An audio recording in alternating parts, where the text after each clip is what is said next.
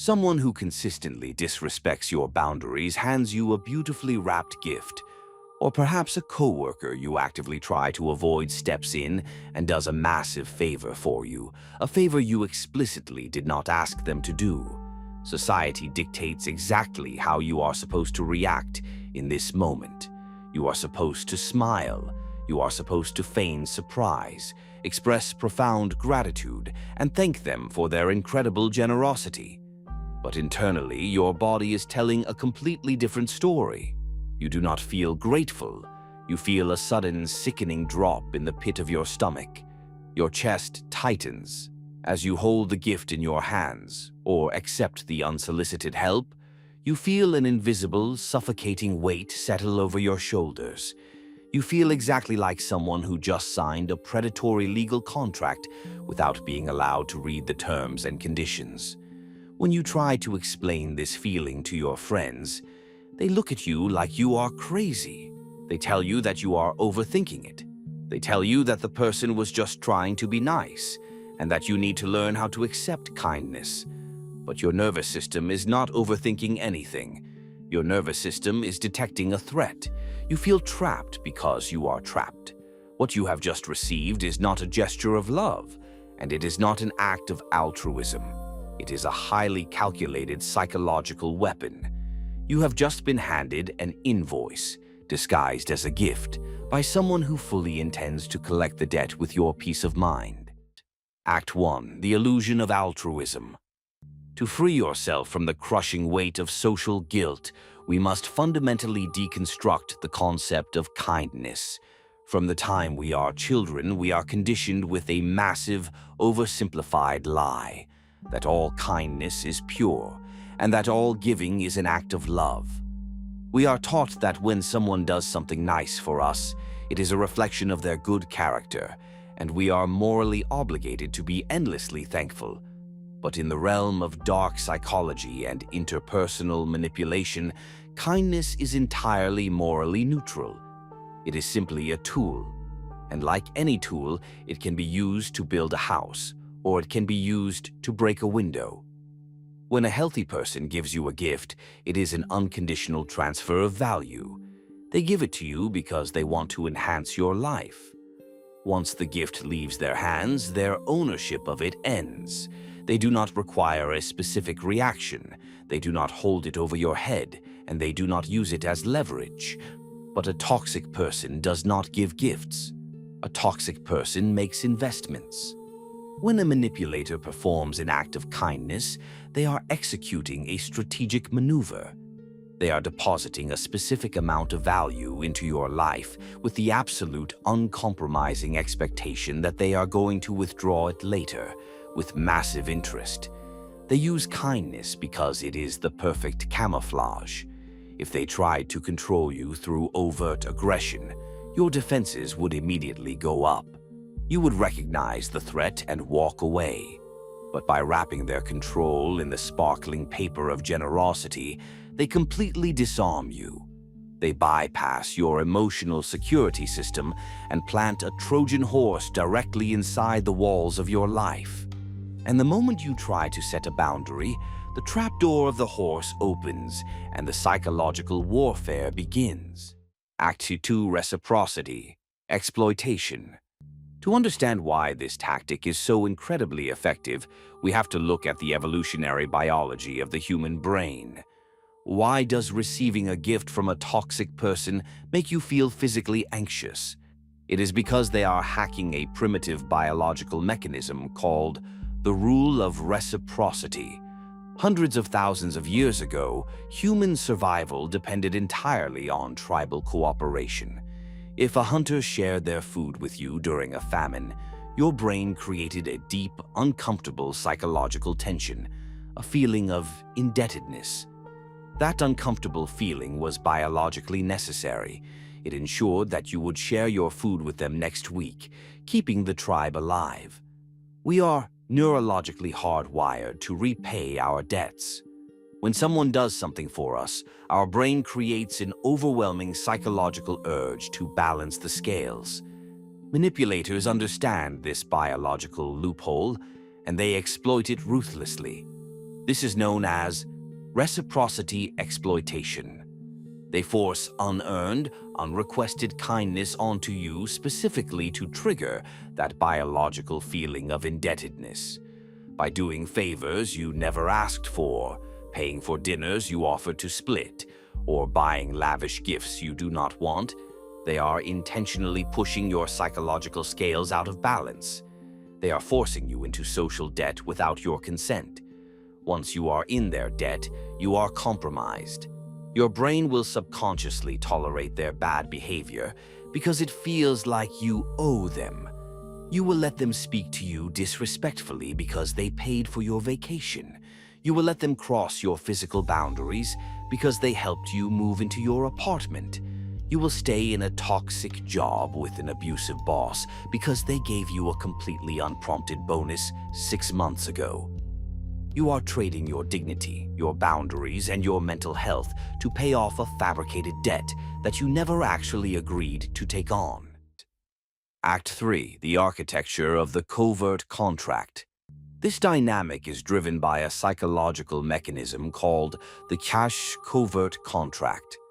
A covert contract is an invisible, unspoken agreement that a manipulator creates entirely in their own head. They decide that if they perform action A, you are legally and morally obligated to perform action B. The danger of the covert contract is that they never actually tell you the terms.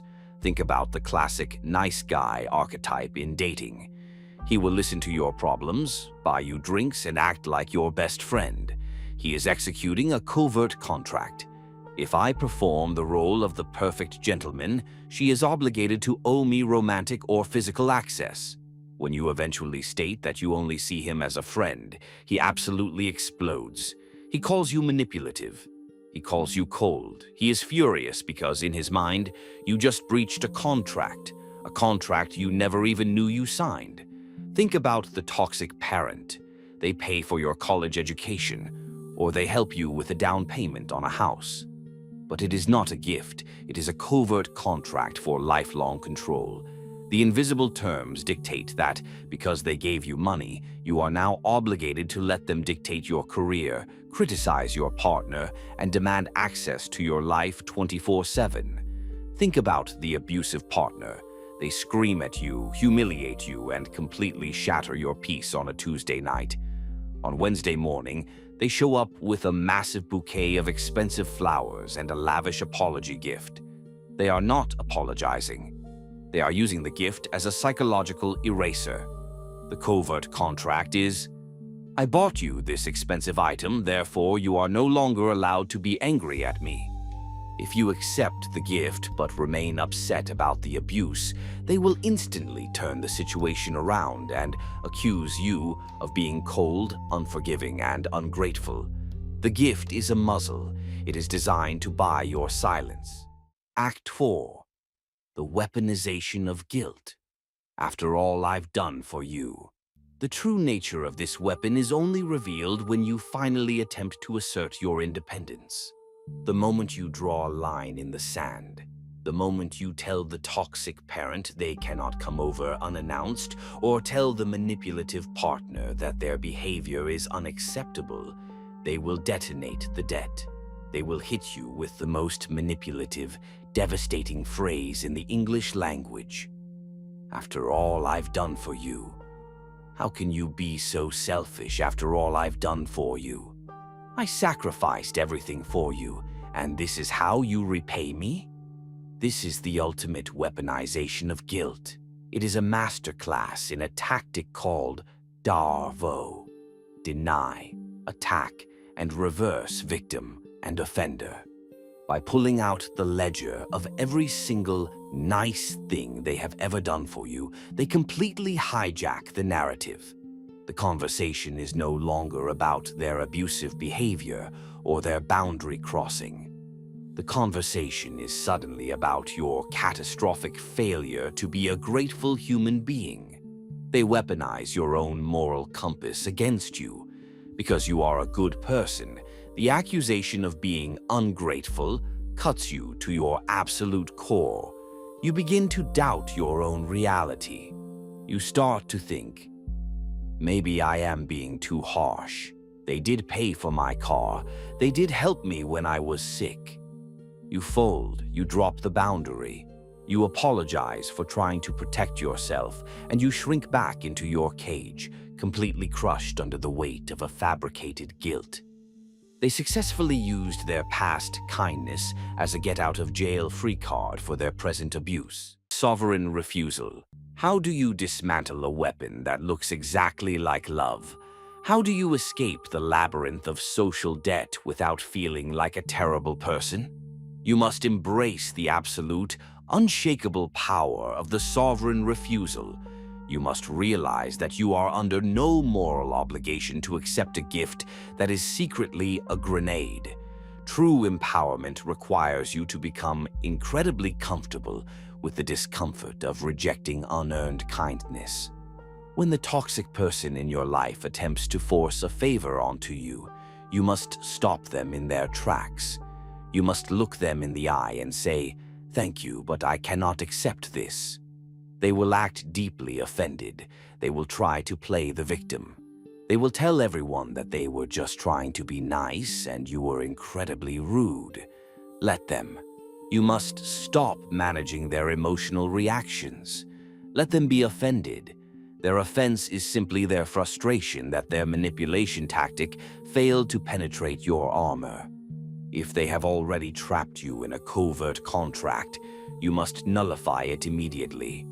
The next time they scream, "After all I've done for you," you must drop the emotional shield and state the cold, hard truth. You look at them and you say, "I appreciate what you have done for me in the past, but your past kindness does not purchase the right to disrespect me in the present. If your gifts came with the condition that I must tolerate your abuse, then I will return them." You have to be willing to walk away from the financial help. You have to be willing to pay for your own dinner. You have to be willing to lose the inheritance, the favor, or the social advantage. Because nothing in this world is more expensive than free help from a toxic person. It is time to stop cashing checks that bounce in the currency of your mental health. A gift with strings attached is not a gift. It is a leash. Take off the collar, hand them back their heavy, toxic generosity, and walk away into the profound, unburdened freedom of owing absolutely nothing to anyone.